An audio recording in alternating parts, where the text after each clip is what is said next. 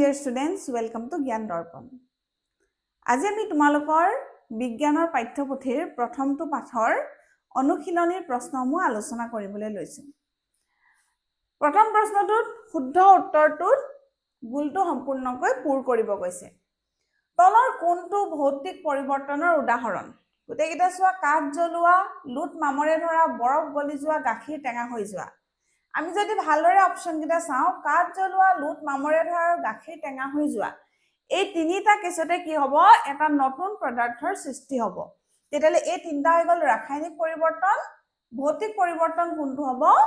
Option C টো। তেতিয়াহ'লে তোমালোকে কি কৰিব লাগিব? অপচন চি টো ভালদৰে গোল কৰি দিব লাগিব। 2 নম্বৰ প্ৰশ্নটো চোৱা, তলৰ কোনটো ৰাসায়নিক পৰিৱৰ্তন? ইয়াতো ঠিক এনেধৰণে কৰি দিবা দেই। ইংৰাজীটো কৰি দিছো মই। তলৰ কোনটো ৰাসায়নিক পৰিৱৰ্তন? ৰবৰ বেণ্ড টনা, পানী উতলোৱা, মেগনেছিয়ামৰ ফিটা জ্বলোৱা, কাগজ টুকুৰা টুকুৰ কৰা। এই চাৰিটা কেছতে যদি চাওঁ, আমি অপচন চিত দেখি পাম যে মেগনেছিয়ামৰ ফিটা এডাল যদি আমি জ্বলাই দিওঁ, দহন কৰোঁ, তেতিয়াহ'লে তাৰ পৰা নতুন পদাৰ্থৰ উৎপন্ন হ'ব। তেতিয়াহ'লে ই হ'ব ৰাসায়নিক পৰিৱৰ্তন। Option C.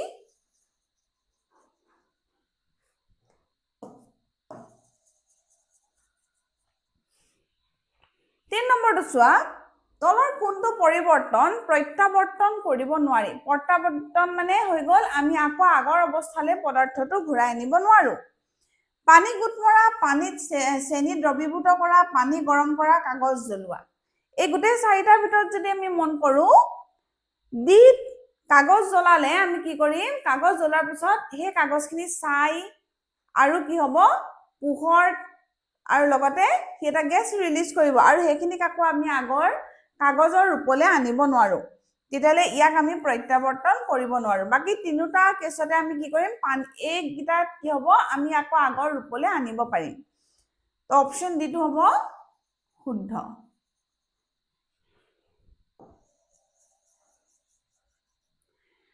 4 নম্বৰ প্ৰশ্নটো মন কৰা, তলৰ কোনটোৱে লোৰ বস্তুত মামৰে ধৰা প্ৰতিৰোধ বা লেহেম কৰিব পাৰে? সেমেকা ঠাইত সংৰক্ষণ কৰা, পৃষ্ঠখনত ৰং বা তেল হনা, সঘনাই পানীৰে ধোৱা, বৰষুণৰ সংস্পৰ্শলৈ আনা। এ, চি আৰু ডি এই তিনিটা ক্ষেত্ৰতে কি হ'ব? যদি আমি লোক সেমেকা ঠাইত ৰাখো বা সঘনাই পানীৰে ধুই থাকো বা বৰষুণৰ সংস্পৰ্শলৈ আহি থাকে, তেতিয়াহ'লে ইয়াত মামৰে ধৰিবলৈ আৰম্ভ কৰিব। প্ৰতিৰোধ আমি কেনেকৈ কৰিব পাৰিম? পৃষ্ঠখনত ৰং বা আমি তেল সানিলে প্ৰতিৰোধ কৰিব পাৰিম। তেতিয়াহ'লে শুদ্ধ উত্তৰটো হৈ যাব বি। ঠিক একেধৰণে ইয়াতো গোল কৰি দিছো। চোৱা, তলৰ কোনটো উক্তি ৰাসায়নিক পৰিৱৰ্তনৰ এক বৈশিষ্ট্য? নতুন পদাৰ্থৰ সৃষ্টি, কোনো নতুন পদাৰ্থ উৎপন্ন হয়, সাধাৰণতে ই অপ্ৰত্যাৱৰ্তী, কেৱল পদাৰ্থৰ অৱস্থাহে সলনি হয়। আমি ভালদৰে জানো যে এটা ৰাসায়নিক পৰিৱৰ্তন হ'বলৈ হ'লে কি হ'ব লাগিব? এটা নতুন পদাৰ্থৰ সৃষ্টি হ'ব লাগিব আৰু লগতে ই কি হয়? ই সাধাৰণতে অপ্ৰত্যাৱৰ্তী হয়, ইৰিভাৰ্চিবল হয়, হয়নে? আৰু এটা নিউ প্ৰডাক্ট ফৰ্মেশ্যন হ'ব লাগিব। তেতিয়াহ'লে কোনকেইটা শুদ্ধ হ'ব? 1 and 3, অপচন এ।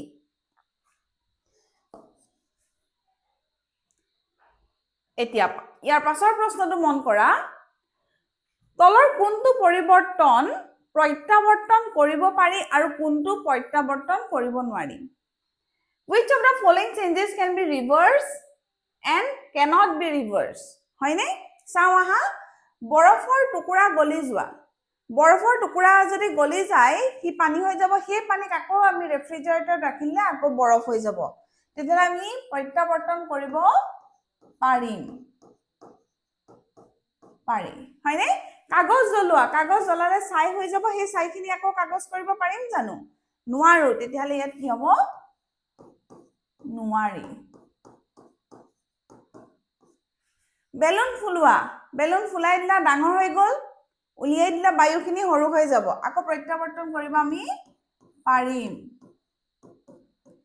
খাদ্য হজম হোৱা খাদ্যখিনিক আকৌ আমি খাদ্যলৈ পৰিৱৰ্তন কৰিব নোৱাৰো। তেতিয়াহ'লে ইয়াত প্ৰত্যাৱৰ্তন নহ'ব, নোৱাৰি।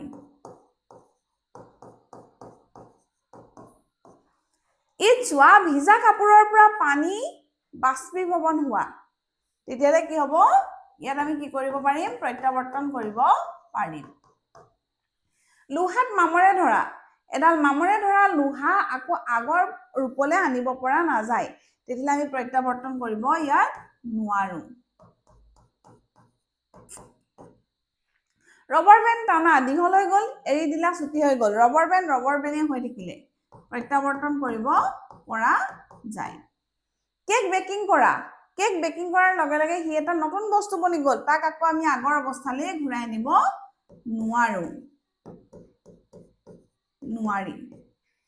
পেন্সিল পেন্সিলডাল জোঙা কৰিলা তাত থকা গ্ৰাফাইটবোৰ ভাঙি গ'ল হয়নে পেন্সিলডাল ছুটি হৈ গ'ল আকৌ তাক আমি আগৰ অৱস্থালৈ ঘূৰাই নিব নোৱাৰো তেতিয়ালে ইয়াত কি হ'ব নোৱাৰি যদিও তাত কোনো ধৰণৰ ৰাসায়নিক বিক্ৰিয়া ঘটা নাই ৰাসায়নিক পৰিৱৰ্তন হোৱা নাই কিন্তু আগৰ অৱস্থালৈ আমি আনিব নোৱাৰো ইয়াত প্ৰত্যাৱৰ্তন কৰিব পাৰি নে নোৱাৰি হেতুহে সোধা হৈছে পানী ঠাণ্ডা কৰি বৰফলৈ পৰিৱৰ্তন কৰা পানী ঠাণ্ডা কৰিলো বৰফ হৈ গ'ল হয়নে আকৌ গৰম কৰিলো পানী হৈ গ'ল সেই পানীখিনি আকৌ আমি ৰেফ্ৰিজাৰেটৰত ৰাখি দিলে বৰফ হৈ যাব মানে প্ৰত্যাৱৰ্তন কৰিব আমি পাৰিম হয়নে ইংলিশত লিখা ক'লেও yes no yes no yes no yes no no yes লিখি ল'ব পাৰিবা হৈ গ'ল এতিয়া আমি 4 নম্বৰ প্ৰশ্নটোলে প্ৰশ্নটোত কোৱা হৈছে তলত দিয়াবোৰ শুদ্ধ নে অশুদ্ধ যদি অশুদ্ধ হয় হেতু শুদ্ধকৈ লিখা চোৱা প্ৰথম উক্তিটোত কি দিছে পানী বৰফ হোৱাটো এটা ৰাসায়নিক পৰিৱৰ্তন পানী বৰফ হোৱাটো এটা ৰাসায়নিক পৰিৱৰ্তন নহয় এটো হৈ গ'ল এটা অশুদ্ধ উক্তি হয়নে আৰু তোমালোকক শুদ্ধকৈ যেহেতু লিখিব কৈছে এই ৰাসায়নিকৰ জেগাত তোমালোকে কি লিখিব লাগিব ভৌতিক পানী বৰফ হোৱাটো আচলতে এটা ভৌতিক পৰিৱৰ্তন হে বিটো চোৱা কাঠ জ্বলালে ছাই কাৰ্বন ডাই অক্সাইড জলীয় বাষ্প আদি নতুন পদাৰ্থ উৎপন্ন হয় এটো শুদ্ধ উক্তি তেতিয়ালে অকল ইয়াত তোমালোকে শুদ্ধ বুলি লিখি দিলে হৈ যাব ইয়াত একো হলনি কৰিব নালাগে কাগজ ফাটি যোৱাটো এটা ভৌতিক পৰিৱৰ্তন শুদ্ধ উক্তি কাৰণ কাগজ ফাটি তাৰ পৰা কোনো নতুন বস্তুৰ সৃষ্টি নহয় পানী ভাপ হোৱাটো এটা ৰাসায়নিক পৰিৱৰ্তন হে ভাপ হোৱা পানীখিনিক যদি আমি ঠাণ্ডা কৰি দিও আকৌ পানীলে হি ঘূৰি আহিব তেতিয়ালে হি কি হ'ব এটা ভৌতিক পৰিৱৰ্তন হে তেতিয়ালে এটো এটা অশুদ্ধ উক্তি অশুদ্ধ বুলি লিখাৰ পাছত তোমালোকে ৰাসায়নিকৰ জেগাত ভৌতিক পৰিৱৰ্তন বুলি লিখি দিব লাগিব হৈ গ'ল ঠিক একে ধৰণে ইংৰাজীটোতো চাই লোৱা freezing of water is a chemical change এটো কি হ'ব এটা false statement false বুলি লিখিবা তাৰ পিছত কেমিক্যালৰ জেগাত আমি কি লিখি দিম physical freezing of water is a physical change ঠিক একে ধৰণে burning of wood produces new substances like ash carbon dioxide and water vapor true statement only true বুলি লিখি দিলে হৈ গ'ল tearing of paper is a physical change true statement true বুলি লিখি দিবা ঠিক একে ধৰণে boiling of water to form steam is a chemical change এটো এটা chemical change নহয় তেতিয়ালে এটো এটা false statement false বুলি লিখি লবা তাৰ পিছত কেমিক্যালৰ জেগাত আমি কি শুদ্ধ কৰি দিম physical change হৈ গ'ল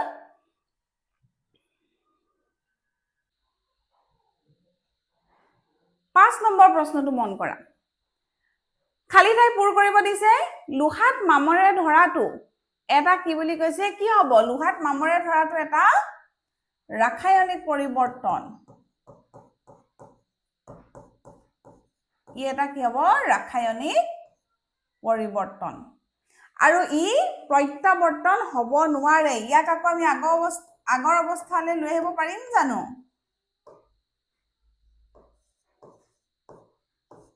প্ৰত্যাৱৰ্তন হ'ব নোৱাৰে পানীত নিমখ দ্ৰৱীভূত কৰাটো এটা ভৌতিক পৰিৱৰ্তন কাৰণ সেই নিমখ মিলোৱা পানীখিনি যদি আমি আকৌ গৰম কৰি দিওঁ আকৌ আমি নিমখখিনি ঘূৰাই পাম কাৰণ কোনো নতুন পদাৰ্থ ইয়াত গঠন নহব ভাত ৰন্ধা প্ৰক্ৰিয়াটো এটা কি হ'ব ৰাসায়নিক পৰিৱৰ্তন কাৰণ ইয়াত নতুন পদাৰ্থৰ সৃষ্টি হ'ব ই হৈ গ'ল এটা ৰাসায়নিক পৰিৱৰ্তন ধৰিব পাৰিছা মাখন গলি যোৱাটো এটা কি হ'ব ভৌতিক পৰিৱৰ্তন কাৰণ মাখনখিনি কি হৈ থাকিব মাখনেই হৈ থাকিব কিন্তু মাখন জ্বলোৱাটো যদি আমি মাখনখিনি জ্বলাই দিওঁ তেতিয়ালে তাৰ পৰা এটা নতুন পদাৰ্থৰ তাৰ পৰা কিছুমান নতুন পদাৰ্থৰ সৃষ্টি হ'ব যেনেকৈ ধোঁৱাৰ সৃষ্টি হ'ব হয়নে কাৰ্বন ডাই অক্সাইড ছাইও সৃষ্টি হয়তো হ'ব পাৰে তেতিয়ালে ই কি হ'ব এটা ৰাসায়নিক পৰিৱৰ্তন হল এতিয়া fill in the blanks rusting of iron is a chemical change and cannot be reversed dissolving salt in water is a physical change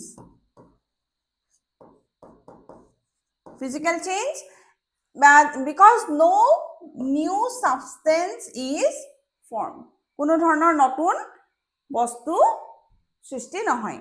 the process of cooking rice is a chemical change হৈ গ'ল melting of butter is a physical change but burning of butter is a chemical change হৈ গৈছে question number 5 লৈকে হৈ গ'ল এতিয়া question number 6 কাগজ ফালি পেলোৱা আৰু কাগজ জ্বলোৱা একে ধৰণৰ পৰিৱৰ্তন নেকি কাৰণ দৰ্শোৱা হয় জানো একে ধৰণৰ পৰিৱৰ্তন নহয় কাগজ জ্বলালে কি হ'ব হি এটা ৰাসায়নিক পৰিৱৰ্তন হ'ব আৰু কাগজ ফালি পেলালে হি এটা ভৌতিক পৰিৱৰ্তন হ'ব ইংৰাজী আৰু অসমীয়া দুইটা মাধ্যমতে উত্তৰটো লিখা হৈছে তোমালোকে ধুনীয়াকৈ লিখি লবা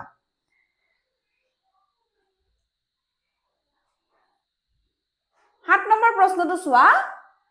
মামৰে ধৰা লোহা পুনৰ লোহালৈ পৰিৱৰ্তন কৰিব পাৰিনে নোৱাৰি কাৰণ তাৰ ওপৰত যেতিয়া মামৰ ধৰি যাব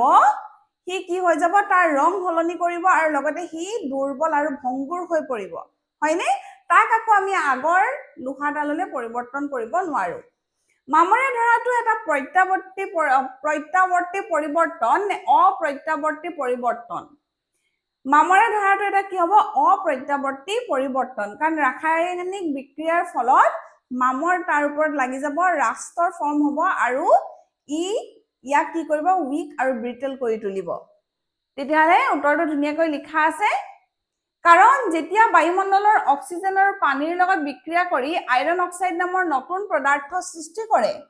আইৰন অক্সাইডৰ সৃষ্টি হ'ব হয়নে আৰু লগে লগে কি হ'ব লোহাৰ মূল ধৰ্ম হলনি হৈ যাব আৰু আমি ইয়াক অতি সহজে আগৰ অৱস্থালৈ ঘূৰাই আনিব নোৱাৰো তেতিয়ালে কি হ'ব এটা অপ্ৰত্যাৱৰ্তী পৰিৱৰ্তন হল ঠিক একেধৰণে rusted iron cannot be changed back to iron rusting is an irreversible change অপ্ৰত্যাৱৰ্তী পৰিৱৰ্তন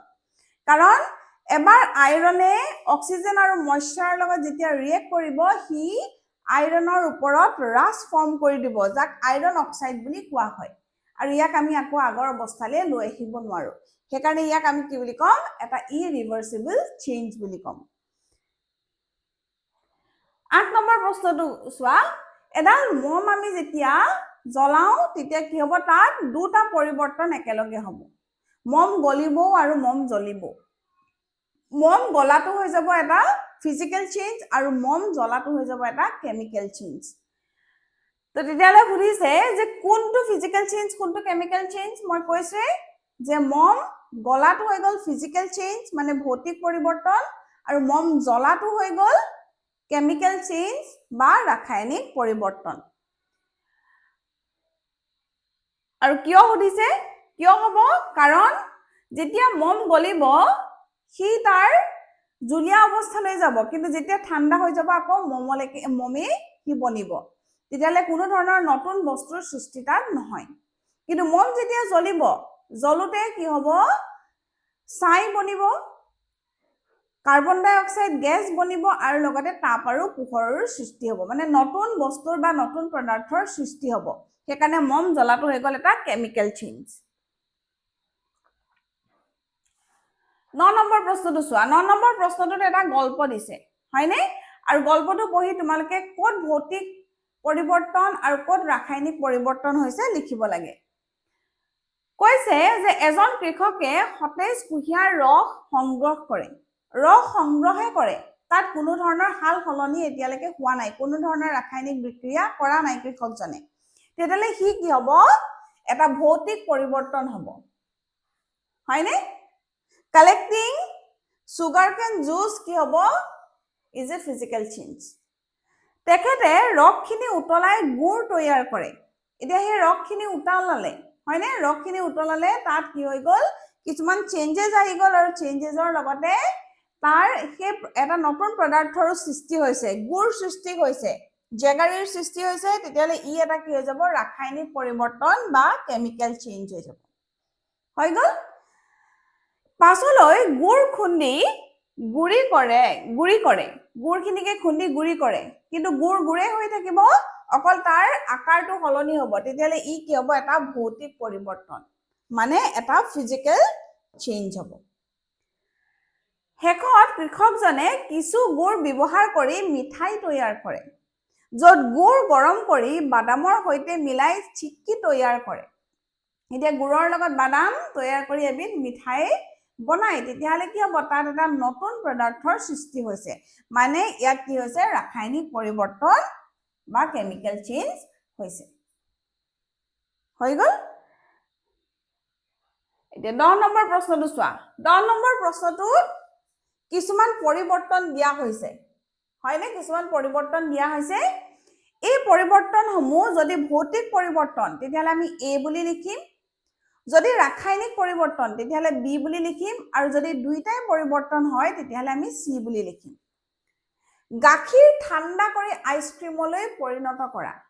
গাখীৰখিনি ঠাণ্ডা কৰি আমি কি কৰিলো আইসক্ৰীমলৈ পৰিৱৰ্তন কৰিছো ইয়াত অকল আমি ঠাণ্ডা গৰমহে কৰিছো তাৰ অৱস্থাটোহে সলনি কৰিছো তেতিয়ালে ই কি হ'ব এটা ভৌতিক পৰিৱৰ্তন সেইকাৰণে আমি কি লিখিছো এ ভৌতিক পৰিৱৰ্তনৰ কাৰণে আমি এ লিখিম উদ্ভিদৰ সালোক সংশ্লেষণৰ প্ৰক্ৰিয়া উদ্ভিদৰ যেতিয়া সালোক সংশ্লেষণ উদ্ভিদে কৰে তেতিয়া তাত নতুন পদাৰ্থৰ সৃষ্টি হয় হয়নে তেওঁলোকে খাদ্য প্ৰস্তুত কৰে তেতিয়ালে ৰাসায়নিক পৰিৱৰ্তন হ'ব বি সোণ গলোৱা সোণ যদি আমি গলাই দিও সোণে হৈ থাকিব তাৰ অৱস্থাটোহে সলনি হ'ব তেতিয়ালে ভৌতিক পৰিৱৰ্তন এ লিখিম আমি কাগজ জ্বলোৱা কাগজ জ্বলাই দিলো নতুন পদাৰ্থৰ সৃষ্টি হৈছে কেমিকেল চেঞ্জ ৰাসায়নিক পৰিৱৰ্তন সেইকাৰণে আমি বি লিখিছো কাঁচৰ বটল ভাঙি যোৱা কাঁচৰ বটল যদি ভাঙি যায় হি কাঁচে হৈ থাকিব কিন্তু অৱস্থাটো সলনি হৈছে হয়নে আকাৰ সলনি হৈছে তাত ভৌতিক পৰিৱৰ্তন হৈছে সেইকাৰণে লিখিছো এ জলীয় বাষ্পক ঘনীভূত কৰা কনডেনসেশন অফ ওয়াটাৰ ভেপাৰ্স হয়নে তেতিয়ালে ইয়াত কোনো ধৰণৰ ৰাসায়নিক পৰিৱৰ্তন হোৱা নাই নতুন পদাৰ্থৰ সৃষ্টি হোৱা নাই ভৌতিক পৰিৱৰ্তন এ ভাত ৰন্ধা খাদ্য ৰন্ধাৰ পিছত এটা নতুন পদাৰ্থৰ সৃষ্টি হয় কেনে কেমিকেল চেঞ্জ বি জুইহলাৰ কাঠি জ্বলোৱা জুইহলাৰ কাঠিটো জ্বলাই দিলো নতুন পদাৰ্থৰ সৃষ্টি হৈছে কেমিকেল চেঞ্জ হৈছে ৰাসায়নিক পৰিৱৰ্তন হৈছে সেইকাৰণে আমি বি লিখিছো প্ৰশ্নটোত কি কৈছে ৰবি নামৰ এজন ছাত্ৰই 4টা পৰীক্ষা কৰিছে পৰীক্ষাটোত কি কৰিছে এত কৰিছে বেকিং সোডা আৰু নেমুৰক মিলাইছে বিত চেনি আৰু পানী চিত ভিনেগাৰ আৰু কাপোৰ ধোৱা সোডা আৰু ডিত নিমখ আৰু পানী এই 4টা পৰীক্ষাতে কি হৈছে আমি ধৰি লৈছো যে তাৰ পৰা এটা গ্যাস উৎপন্ন হৈছে আৰু সেই উৎপন্ন হোৱা গ্যাসটো সোণৰ পানীৰ মাজেৰে প্ৰবাহিত কৰা হৈছে আৰু যদি তাত কেনেবাকৈ কাৰ্বন ডাই অক্সাইড গ্যাস উৎপন্ন হৈছে তেতিয়ালে হি কি কৰিব সোণৰ পানীখিনি গাখীৰৰ দৰে বগা কৰি তুলিব এতিয়া আমি 4টা পৰীক্ষাতে চাও বি আৰু ডিত আসলতে ৰাসায়নিক পৰিৱৰ্তন নহয় ই এটা ভৌতিক পৰিৱৰ্তনহে এ আৰু সি টো হ'ব ৰাসায়নিক পৰিৱৰ্তন কাৰণ ইয়াত নতুন পদাৰ্থৰ সৃষ্টি হ'ব আৰু এই দুটা পৰিৱৰ্তনত বা এই দুটা পৰীক্ষাত যোনখিনি যি গেছৰ উৎপন্ন হ'ব সেই গেছক আমি যেতিয়া সোণৰ পানীৰ মাজেদি প্ৰবাহিত কৰিম হি গাখীৰৰ দৰে সোণৰ পানীখিনি বগা কৰি দিব হয়নে কিয় বগা কৰি দিব কাৰণ ইয়াত কাৰ্বন ডাই অক্সাইড গেছ উৎপন্ন হ'ব আৰু তাৰ বাবে আমি দুটা ৰাসায়নিক সমীকৰণ দুটাও লিখি দিছো ঠিক একেধৰণে ইংৰাজীটো যে ANC in case of ANC the gas releases in both the cases lime water turns milky because when baking soda reacts with lemon juice and vinegar reacts with washing soda it releases carbon dioxide gas আৰু দুইটা chemical reaction ইয়াত লিখি দিয়া হৈছে এইকেইটা আছিল তোমালোকৰ অনুশীলনীৰ প্ৰশ্ন আৰু এক্সপ্লেনেটৰী কেইটামান কোৱেশ্চনছ দিয়া হৈছে তোমালোকৰ পাঠ্যপুথিখনত সেই কোৱেশ্চনছ কিটা তোমালোকে নিজে পঢ়ি বুজি কৰিবলৈ চেষ্টা কৰিবা পৰৱৰ্তী ভিডিঅ'সমূহত আমি তোমালোকৰ নেক্সট চেপ্টাৰসমূহ লৈ আহিম চেপ্টাৰসমূহ চাবলৈ তোমালোকে চেনেলটো সাবস্ক্ৰাইব কৰি লবা আৰু যিমান পাৰা তোমালোকৰ ফ্ৰেণ্ডছৰ লগত শ্বেয়াৰ কৰিবা